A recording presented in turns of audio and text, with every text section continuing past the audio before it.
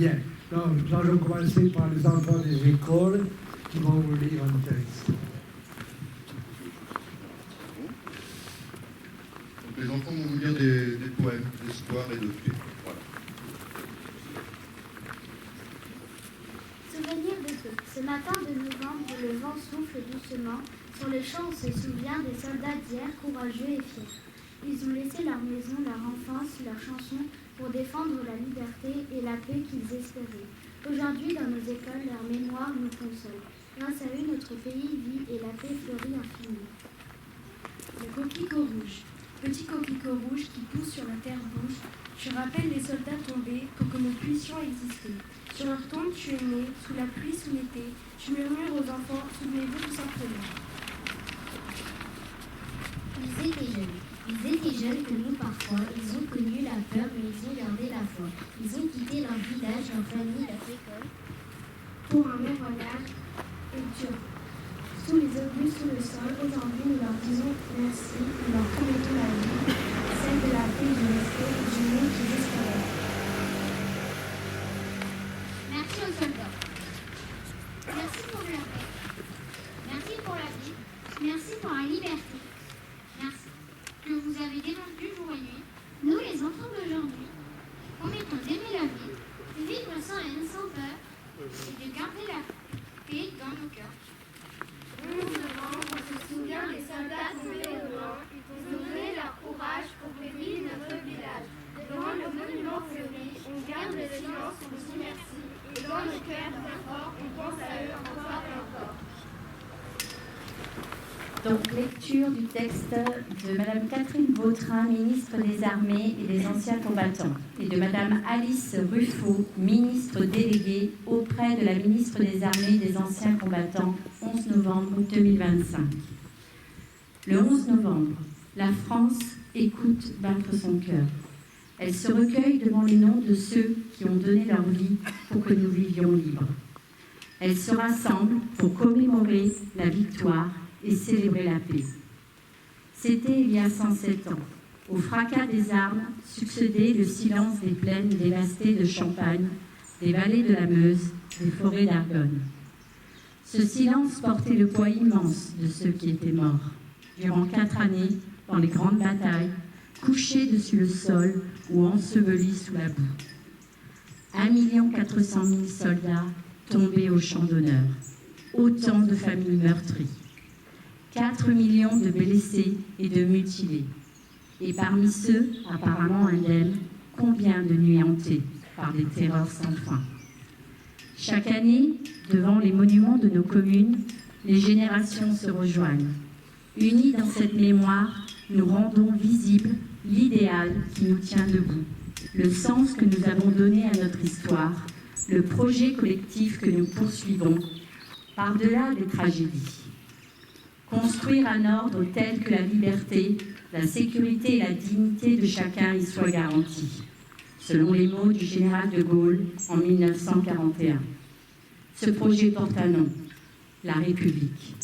La République a donné à chaque soldat mort pour la France, aussi anonyme soit-il, d'être honoré à la place la plus élevée, celle qu'occupe la tombe du soldat inconnu sous l'arc de triomphe.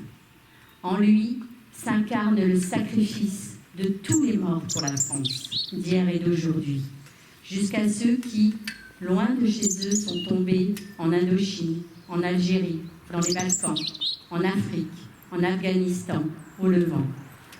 En lui se mêlent leurs visages venus de tous les horizons, ceux des fusiliers marins bretons et des tirailleurs sénégalais, unis dans le même héroïsme à Dixmude. Ceux tombés à Verdun et sur les plages de Provence, ceux des francs-tireurs et partisans et des résistants du réseau Alliance, ceux de ces combattants venus d'Afrique, du Pacifique, des Amériques et d'Asie, qui reposent désormais dans le sol de France, sous les croissants, les étoiles ou les croix des carrés militaires.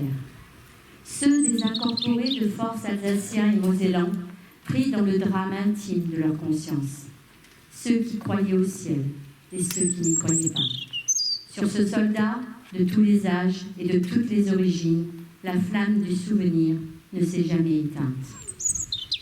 Il y a 100 ans, en 1925, était organisé aux Invalides le premier atelier de confection du bleuet de France. Devenu le symbole de la solidarité avec le monde combattant, cette petite fleur qui poussait dans les tranchées témoigne de la force d'âme de la nation. Force d'âme qu'ont rappelé les commémorations du 80e anniversaire des débarquements, de la libération et de la victoire dans une époque, la nôtre, où nous réapprenons que la guerre est possible. Assistant depuis Londres au péril qui pesait sur la survie même de la France, la philosophe Simone Veil offrait en 1942 une définition du patriotisme que chacun peut faire sienne. Le sentiment de tendresse poignante pour une belle chose précieuse, fragile et périssable. Ce patriotisme demeure une nécessité vitale. Marc Bloch, l'homme des Lumières dans l'armée des ombres, en incarna l'exemple.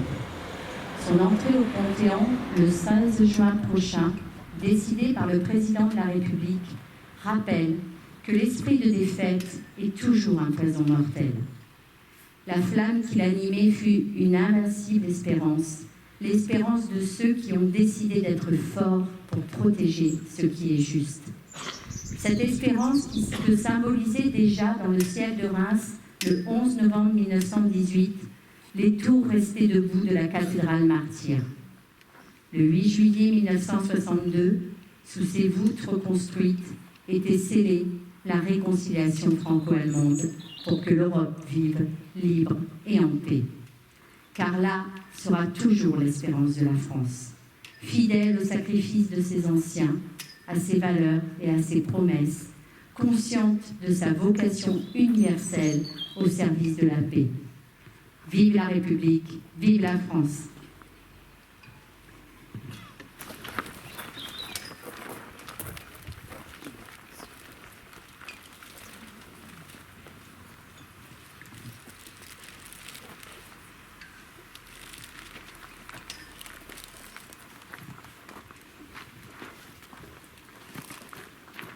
Les élus du département,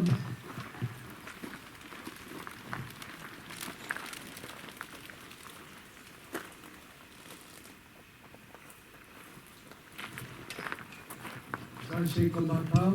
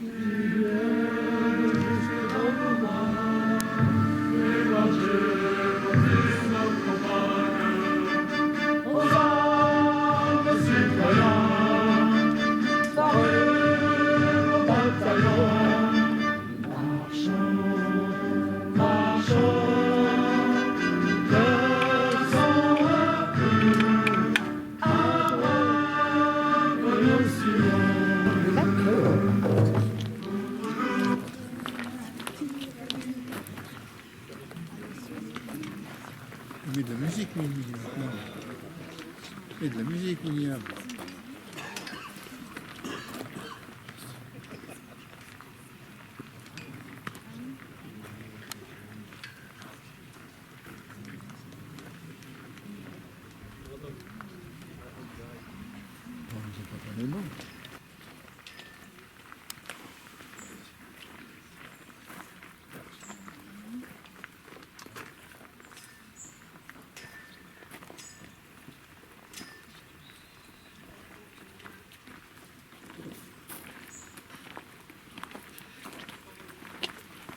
Bien. Vous avez du temps pour ouvrir la bouteille. Ça marche.